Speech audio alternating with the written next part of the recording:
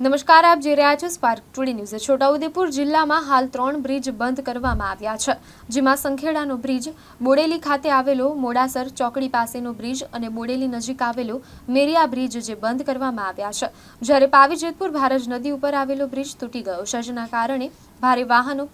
બસ અને ટ્રાવેલ્સને અવરજવર કરવામાં ભારે મુશ્કેલીનો સામનો કરવો પડે, જેના ભાગરૂપે પેસેન્જરને હાલાકી ભોગવવાનો વારો આવે છે। જે સમસ્યાને ધ્યાને રાખી પૂર્વ રેલ રાજ્યમંત્રી અને રાજ્યસભાના સાંસદ નારણભાઈ રાઠવાએ રેલવે ડીઆરએમને પત્ર લખી રેલવે વધુ એક ટ્રીપ વધારવા માંગ કરી છે। અત્રે ઉલ્લેખનીય છે કે રેલવેની મુસાફરી સસ્તી અને સલામત હોય, જ્યારે હાલ માર્ગ તથા બ્રિજ તૂટેલા હોય, જેથી પ્રજાને અવરજવરમાં અગવડ ન રહે તે સમસ્યાને ધ્યાને રાખી લેખિતમાં ધારદાર રજૂઆત નારણ રાઠવા દ્વારા કરવામાં આવી છે। આજે માનનીય ગુજરાતના મુખ્યમંત્રી શ્રી ભૂપેન્દ્ર પટેલ સાહેબને અમે લોકો ખૂબ ખૂબ અભિનંદન આપીએ છીએ કે પાછલા 2 દિવસ પહેલાં ટીવી મીડિયાના માધ્યમથી છોટાઉદેપુર જિલ્લા અને વડોદરા જિલ્લાના જે રેતી ખનન કરતા માફિયાઓ છે એને બંધ કરવા માટેનો એક મેં પત્ર લખ્યો હતો અને આપણા ટીવી માધ્યમથી આમ જનતાને અને ગુજરાત સરકારશ્રીને ધ્યાન પર આવે એટલા માટે અમે લોકો આની રજૂઆત કરી હતી અને પત્ર લખીને રજૂઆત કરી હતી। એના અનુસંધાને ખૂબ સારા પ્રત્યાઘાતો રાજ્ય સરકાર તરફથી ઇમિડિયેટ કરવામાં આવ્યા છે। એટલા માટે મારે માનનીય મુખ્યમંત્રી શ્રી ભૂપેન્દ્ર પટેલ સાહેબને ખૂબ ખૂબ ધન્યવાદ પાઠવું છું અને સાથે અધિકારીઓ અને એની સાથે બાંધકામ આરએનબી અને નેશનલ હાઈવે ઓથોરિટીના અધિકારીઓને પણ અભિનંદન પાઠવું છું। એટલા માટે કે તાત્કાલિક જ ટીમો વડોદરા જિલ્લો, ભરૂચ જિલ્લો, છોટાઉદેપુર જિલ્લો તમામ વિસ્તારની અંદર ટીમો બનાવી અને જેટલા પુલો જર્જરિત છે, કાર્યરત છે, એ પુલો ઉપર ચકાસણી કરવા માટે ટીમો મોકલી અને એને કેટલાક પુલોને કાર્યક્ષમતા વેઠી શકે એવું નથી એમ માનીને તપાસની અધિકારીની કમિટીઓએ એને મુલતવી રાખ્યું છે અને એ પુલો ઉપર વાહન વ્યવહાર જવા માટે, ભારે વાહન જવા માટે પ્રતિબંધ લગાવ્યો છે। માનનીય કલેક્ટર શ્રી છોટાઉદેપુર દ્વારા પરમ દિવસે બોડેલીનો જે પુલ છે, નસવાડી સ્ટેચ્યુ ઓફ યુનિટીને જોડતો જે રોડ હતો એના ઉપર ભારે વાહનો જવા માટે પ્રતિબંધ મૂક્યો। આજે બહાદરપુર સંખેડા તાલુકાનો બહાદરપુર સંખેડા ઓરસંગ નદીના પુલ ઉપર જે મોટો બ્રિજ આવેલો છે એના પાયા સાથે દેખાય છે કે 10-10 ફૂટ પાયા રેતી ધોવાણના કારણે ખુલ્લા થઈ ગયા છે। એ પુલ પણ જર્જરિત છે એમ કરીને એને પણ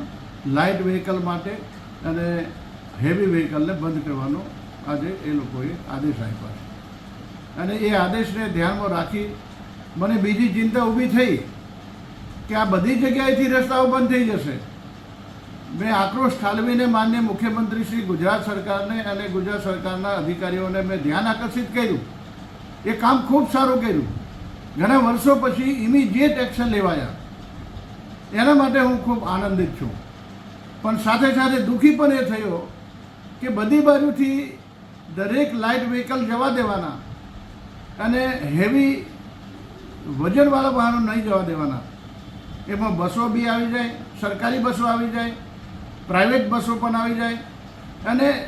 વધારે મોટી હેવી ટ્રકો પણ આવી જાય।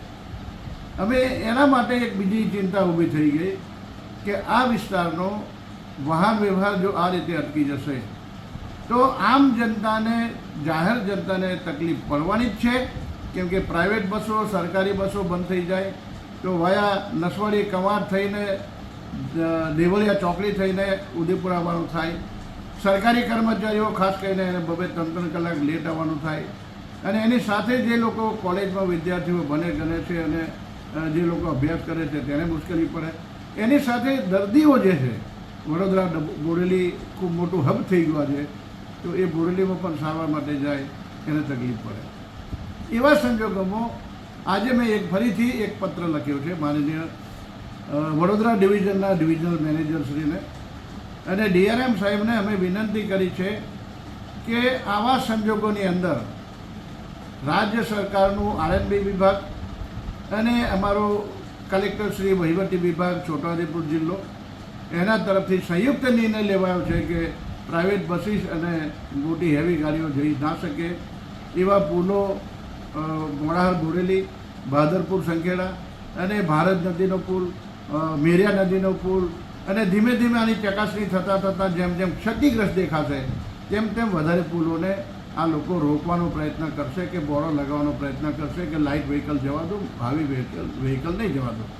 એવા સંજોગોમાં અમારા પેસેન્જરોને શું થશે? એટલા માટે ડીઆરએમ સાહેબને કાગળ લખીને સ્પેશિયલ એક ટ્રેન,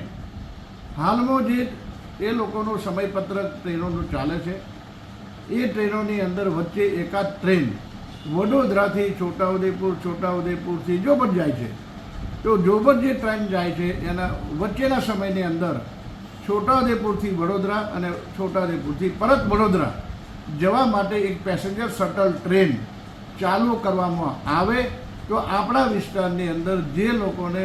આમ જનતાને જે ટ્રાવેલિંગ કરવાની તકલીફ પડે છે એ દૂર થાય અને એને સ્પેશિયલ એક સુવિધા આપવામાં આવે એવી એક વિનંતી કરતો પત્ર મેં આજે ડીઆરએમ સાહેબને લખ્યો છે. એમના સંબંધિત સિનિયર ડીસીએમ અને સિનિયર ડીઓએમ જે લોકો ઓપરેશનલ વિભાગનું જે કામ કરે છે એની સાથે ચર્ચા વિચારણા કરી અને એ ટ્રેનનો એક સમય ફાળવે અને એક 12 કોચની ટ્રેનનો રેક અમને આપે એવી વિનંતી કરતો પત્ર આજે મેં લખ્યો છે. અને ટૂંકા સમયની અંદર આપણા વિસ્તારની અંદર જેમ જેમ આ તકલીફો આવતી જશે તો ટ્રાવેલિંગનો સૌથી મોટો પ્રશ્ન ઉપસ્થિત થતો જશે. તો એવા સંજોગોમાં ઇન્ટ્રીમ વ્યવસ્થા એની અવેજીની અંદર શું કરવું એના તૈયારીના ભાગરૂપે ડીઆરએમ સાહેબને મેં પત્ર લખી અને આવતા સમયની અંદર ટૂંકા સમયમાં એક નવી પેસેન્જર ટ્રેન સ્પેશિયલ કેસની અંદર આપવામાં આવે એવો વિનંતી કરતો પત્ર આજે મેં લખ્યો છે. મને જરૂર ખાતરી છે અને વિશ્વાસ છે કે ડીઆરએમ સાહેબ આ પરિસ્થિતિ જોઈને આ વિસ્તારની જનતા માટે જરૂરથી એકાદ ટ્રેન ફાળવી અને અમારા વિસ્તારના લોકોને સુવિધા આપશે. એની સાથે સાથે મારે એક વસ્તુ ઉમેરવાની ખાસ તસ્દી લેવી પડે છે કે જે રેલવેના બ્રિજ હોય કે ભારત સરકાર અને રાજ્ય સરકારના નેશનલ હાઈવે સ્ટેટ ઓથોરિટીના રોડ રસ્તા અને પુલિયા છે, તો તેના માટે જે લોકો રેતી ખનન કરે છે એ રેતી ખનનને અટકાવવા માટેનું ત્વરિત પગલાં લેવામાં આવે